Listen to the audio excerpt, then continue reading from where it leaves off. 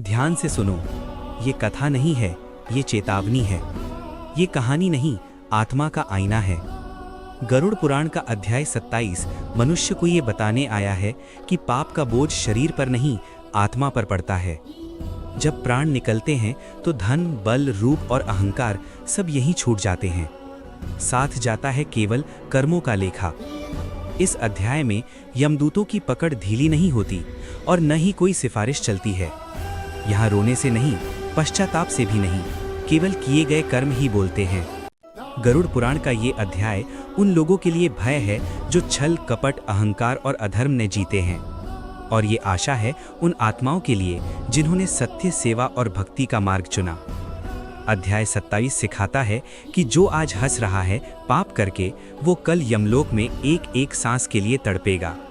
इसलिए सुनो, समझो और संभलो, क्योंकि ये ग्रंथ मरने के बाद नहीं, जीते जी सुधारने के लिए है। जय बाबा की। हर हर महादेव। राधे राधे। गरुड़ पुराण अध्याय 27 भाग 1 कर्मों का न्याय और आत्मा की पहली पीड़ा। गरुड़ जी ने हाथ जोड़कर भगवान विष्णु से प्रश्न किया, हे प्रभु, जब मनुष्य का शरीर नष्ट हो जाता है तो उसकी आत्मा के साथ सबसे पहले क्या घटित होता है? क्या उसे तुरंत दंड मिलता है या उसे अपने कर्मों का बोध कराया जाता है? भगवान विष्णु ने गंभीर स्वर में उत्तर दिया, हे गरुड़, ये प्रश्न अत्यंत गूढ़ है। अध्याय 27 में वही रहस्य प्रकट होता है जिसे जानकर जीव भयभीत भी होता है और सजग भी। जब मनुष्य के प्राण शरीर से निकलते हैं तब आत्मा अत्यंत भ्रम की अवस्था में होती है। वह अपने घर, परिवार, धन और शरीर को बार बार देखने का प्रयास करती है, परंतु अब उसका उन सबसे कोई संबंध नहीं रहता। उसी समय यमलोक से भेजे गए यमदूत प्रकट होते हैं। उनका स्वर कठोर होता है, उनकी दृष्टि में करुणा नहीं, केवल न्याय होता है। वे आत्मा से कहते हैं, हे जीव, अब तुम्हारा समय समाप्त हो चुका है। जो कुछ तुमने जीवन में किया उसी का फल भोगने चलो। आत्मा रोती है, गिड़गिड़ाती है, अपने संबंधों का स्मरण करती है, पर यमदूत उसे स्मरण कराते हैं, जिसे तू अपना समझता था वह केवल मोह था। गरुड़, इस अध्याय में बताया गया है कि मनुष्य जीवन में चाहे कितने भी धार्मिक कर्म कर ले, यदि उसके भीतर अहंकार, कपट और क्रूरता है तो उसके पुण्य भी कमजोर पड़ जाते हैं। यमदूत आत्मा को एक भयानक मार्ग पर ले जाते हैं जिसे यम मार्ग कहा गया है। यह मार्ग ना तो पृथ्वी का है और ना ही स्वर्ग का। ये वो मार्ग है जहां आत्मा को अपने कर्मों का पहला दर्पण दिखाया जाता है। इस मार्ग पर आत्मा को भूख लगती है, प्यास सताती है, पर उसे न जल मिलता है न अन्न। केवल उसकी स्मृति में वे दृश्य उभरते हैं जब उसने किसी भूखे को अन्न देने से मना कर दिया था। हे गरुड़, जो मनुष्य दूसरों का अपमान करता है, स्त्रियों का तिरस्कार करता है, माता पिता की सेवा नहीं करता और धर्म का उपहास करता है, उसकी आत्मा इस मार्ग पर अत्यंत पीड़ा का अनुभव करती है। अध्याय 27 ये स्पष्ट करता है कि पाप केवल हत्या या चोरी नहीं है। झूठ, छल, अहंकार, किसी का दिल दुखाना, कमजोर का शोषण करना, ये सब भी पाप हैं। यमदूत आत्मा को कर्मों का लेखा पढ़कर सुनाते हैं। हर वो क्षण जब मनुष्य जानकर भी गलत मार्ग पर चला, उसके सामने प्रकट किया जाता है। आत्मा तब समझती है कि काश यदि जीवन रहते मैंने एक बार भी अपने कर्मों पर विचार कर लिया होता। गरुड़, भगवान विष्णु कहते हैं, इसीलिए ये पुराण मृत्यु के बाद पढ़ने के लिए नहीं, जीवन में जागने के लिए है। जो मनुष्य धन कमाकर अहंकार करता है, उसे ये अध्याय बताता है कि धन यमराग पर एक कदम भी साथ नहीं चलता।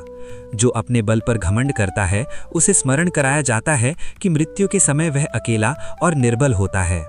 अध्याय 27 का ये प्रथम भाग मनुष्य को चेतावनी देता है, अभी भी समय है, सांस चल रही है तो सुधार संभव है, क्योंकि जब यमदूत पुकारते हैं तब कोई अवसर नहीं दिया जाता।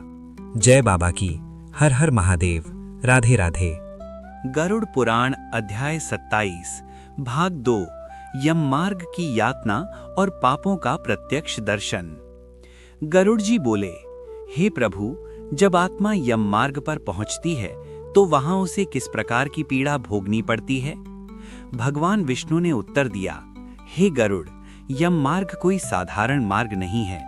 ये मार्ग आत्मा को उसके ही कर्मों से आमने सामने खड़ा कर देता है। जब आत्मा इस मार्ग पर आगे बढ़ती है तो उसे भयंकर ध्वनियां सुनाई देती हैं, कभी विलाप, कभी कराह, कभी भयावह चीत्कार। ये सभी ध्वनियां उन आत्माओं की होती हैं जो अपने पापों का दंड भोग रही होती हैं। इस मार्ग पर कांटे बिछे होते हैं, जलती हुई रेत होती है और तीव्र अग्नि की लपटें उठती हैं। यमदूत आत्मा से कहते हैं, जिसने दूसरों को पीड़ा दी अब वही पीड़ा भोगेगा। हे गरुड़, जो मनुष्य जीवन में झूठी गवाही देता है, विश्वासघात करता है और सत्य का त्याग करता है, उसकी जीभ यहाँ अग्नि से जलती हुई प्रतीत होती है। जो मनुष्य किसी की मजबूरी का लाभ उठाता है, गरीब को तिरस्कार करता है और धन होते हुए भी हृदय को कठोर रखता है, उसकी आत्मा अत्यंत भूख और प्यास से तड़पती है। यहाँ कोई जल नहीं देता, कोई दया नहीं दिखाता, क्योंकि ये स्थान दया का नहीं, न्याय का है। अध्याय 27 में कहा गया है, जो पुत्र माता पिता का अपमान करता है, उनकी सेवा नहीं करता, उनके आशीर्वाद को तुच्छ समझता है, उसकी आत्मा अंधकार में बार बार गिरती है। गरुड़, जो व्यक्ति स्त्रियों का अपमान करता है, उनकी मर्यादा को ठेस पहुंचाता है और काम वासना में अंधा होकर धर्म भूल जाता है, उसके लिए यम मार्ग अत्यंत पीड़ादायक हो जाता है। यमदूत आत्मा को उसके जीवन के दृश्य दिखाते हैं। हर वो क्षण जब उसने जानबूझकर किसी का हृदय दुखाया था, अब वही क्षण 1000 गुना पीड़ा बनकर उसके सामने आता है। आत्मा रोती है और कहती है, मैंने अज्ञान में किया।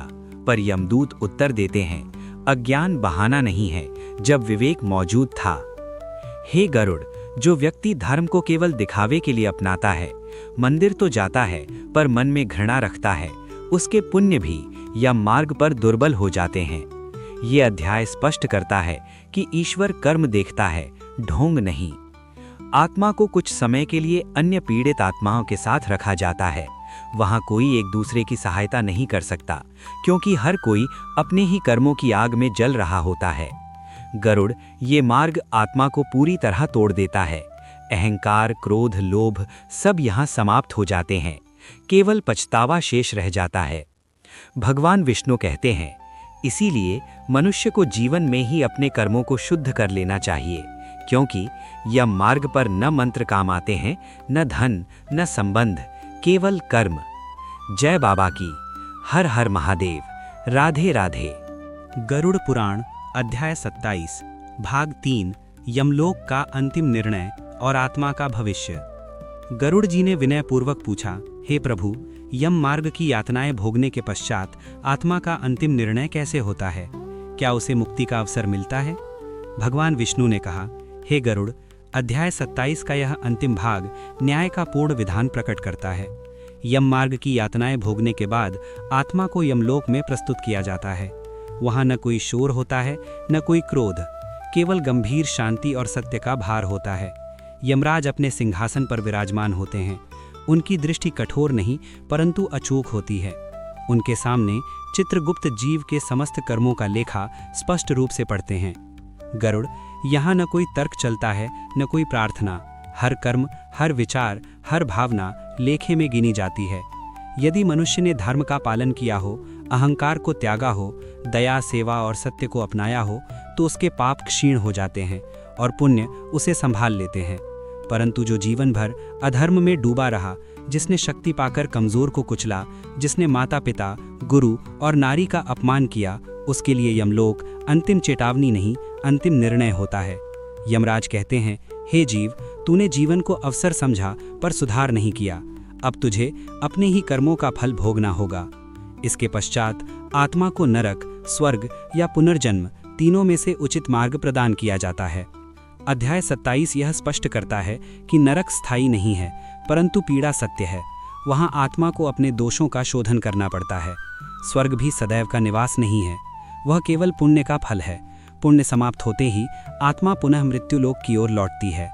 गरुड़, जो आत्माएं अपने कर्मों से न पूर्ण पापी होती हैं, न पूर्ण पुण्यात्मा, उन्हें पुनर्जन्म दिया जाता है ताकि वे अधूरे कर्म पूरे कर सकें। भगवान विष्णु कहते हैं, इसीलिए मनुष्य जीवन सबसे दुर्लभ और अमूल्य है, क्योंकि यही कर्म करने की स्वतंत्रता है। यमलोक में आत्मा को यह भी दिखाया जाता है कि यदि उसने एक समय भी सच्चे हृदय से पश्चाताप किया होता तो उसका दंड कितना हल्का हो सकता था। यह दृश्य आत्मा को भीतर तक जला देता है। वह समझती है सबसे बड़ा पाप सुधार का अवसर पाकर भी न सुधरना है।